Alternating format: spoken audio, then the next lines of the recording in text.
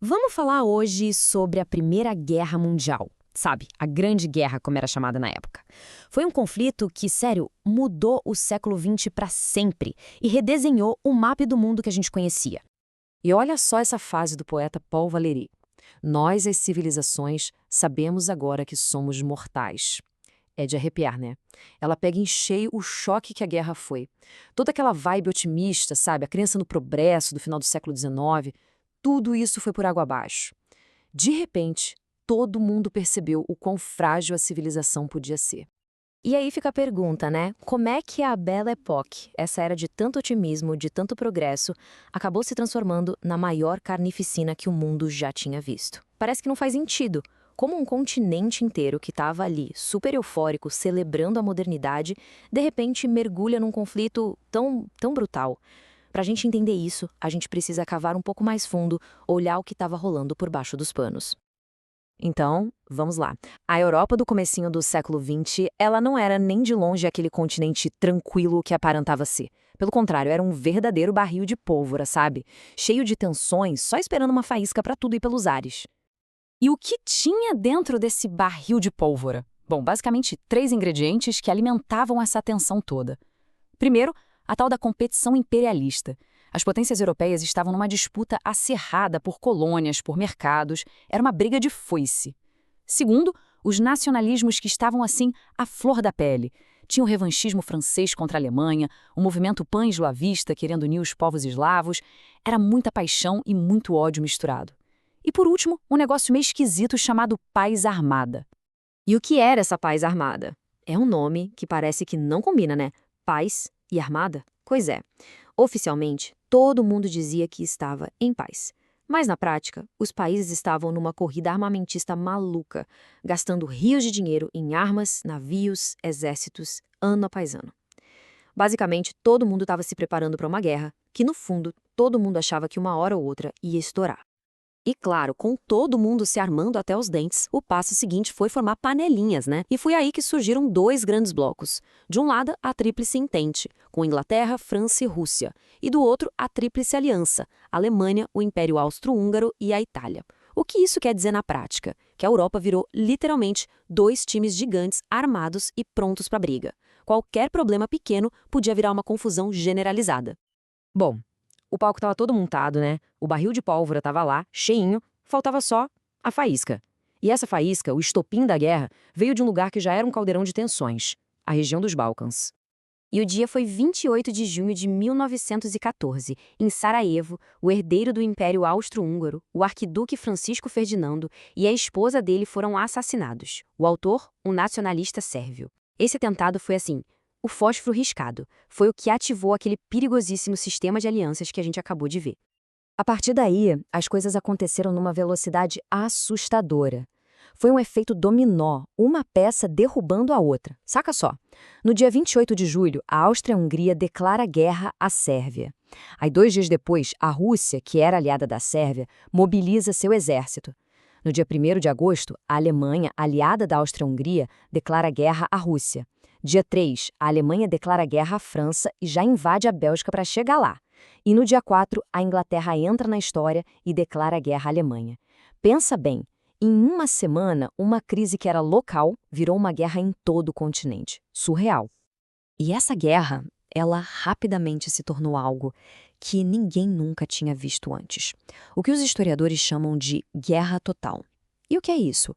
É quando um país mobiliza tudo o que tem. A economia, os militares, a sociedade inteira. Tudo passa a girar em torno do esforço de guerra. E para se ter uma ideia da escala, dá uma olhada nesse número. 65 milhões. Esse foi o total de soldados mobilizados. É um número que, para a época, era simplesmente inimaginável. Milhões e milhões de jovens se alistaram, muitos até voluntariamente e levados por uma onda de patriotismo.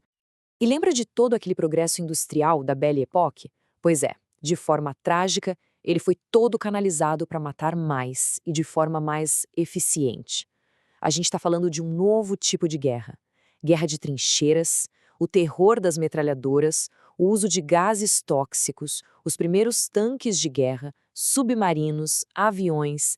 A tecnologia virou uma máquina de morte. Mas não eram só as armas novas que matavam. O dia a dia do soldado era um inferno. As trincheiras, imagina só, buracos gigantes na lama, cheios de ratos, doenças e, como diz esse depoimento de um soldado inglês, piolhos. Ele diz: esses piolhos eram tão terríveis que vi homens tirarem as camisas e revelarem costas em carne viva. A vida ali era um pesadelo constante, de medo, sujeira e sofrimento. E é importante lembrar que a guerra não acontecia só lá no fronte, nas trincheiras. Ela era travada também na retaguarda, em casa. As fábricas, por exemplo, pararam de fazer produtos normais e passaram a produzir armas, munição, tudo para a guerra. E com a maioria dos homens lutando, quem assumiu os postos de trabalho? As mulheres. Elas entraram em massa no mercado de trabalho, o que causou uma mudança social gigantesca que não teria mais volta. Depois de 4 anos longos e terríveis, a guerra finalmente acabou. Mas a paz que veio depois, olha, ela estava longe de ser uma solução de verdade. Na verdade, ela acabou plantando as sementes de um conflito ainda pior. O grande ponto de virada rolou em 1917. Foi quando os Estados Unidos entraram na guerra. Com todo o seu poder industrial e tropas novinhas em folha, eles simplesmente desequilibraram a balança para o lado da Entente. Não deu outra. No ano seguinte, em 1918, a Alemanha, já completamente exausta e sem aliados, pediu armistício. A guerra no campo de batalha tinha acabado. Só que a paz que foi assinada não foi uma paz de reconciliação, nem de longe. Os países vencedores, especialmente a França, queriam vingança. Eles queriam ter certeza de que a Alemanha nunca mais seria uma ameaça. O resultado foi o famoso Tratado de Versalhes. E as condições foram pesadíssimas. A Alemanha perdeu um monte de territórios, incluindo a Alsácia-Lorena. Seu exército foi limitado a só 100 mil homens, uma piada para um país daquele tamanho. Foi obrigada a pagar indenizações absurdas. E o pior, o mais humilhante de tudo, teve que assinar um documento dizendo que a culpa da guerra era toda dela. Para os alemães, aquilo não foi um tratado. Foi o que eles chamaram de Diktat, uma paz ditada, imposta goela abaixo. E as consequências de tudo isso foram gigantescas. A guerra não só destruiu vidas e arrasou economias, ela literalmente redesenhou o mapa do mundo e criou novas tensões que iam durar décadas. O mundo que saiu da guerra era um lugar completamente diferente. Pensa só, 4 impérios gigantescos, o alemão, o austro-húngaro, o russo e o turco-otomano, simplesmente deixaram de existir. Acabaram. No lugar deles, surgiram vários países novos na Europa. O continente europeu em si estava em ruínas com milhões de mortos. E do outro lado do oceano, os Estados Unidos se consolidaram como a nova grande potência do planeta. Uma mudança de poder total. E no fim, a gente fica com aquela pergunta, né? A Grande Guerra, que na época foi chamada de a guerra para acabar com todas as guerras. Será que ela cumpriu essa promessa?